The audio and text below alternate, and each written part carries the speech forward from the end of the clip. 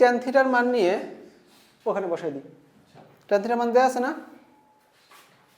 বুঝছো? ট্যান থিটার মান এখানে বসাই দিই।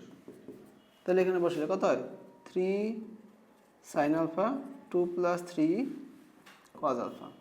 এটা গুণ করে দাও, 3p sin alpha 6 sin alpha, আর নিচে 4p + 3p cos alpha 6 cos alpha. আর গুণ করা যাক, এর সাথে এটা গুণ, 3 4 12 p sin alpha plus 3 3 9 9p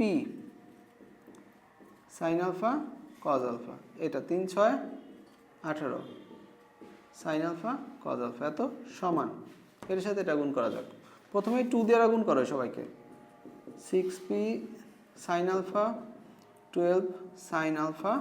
এবার এটা দ্বারা গুণ করো, plus 3 3 9 p sin alpha cos alpha plus 3 6 18 sin alpha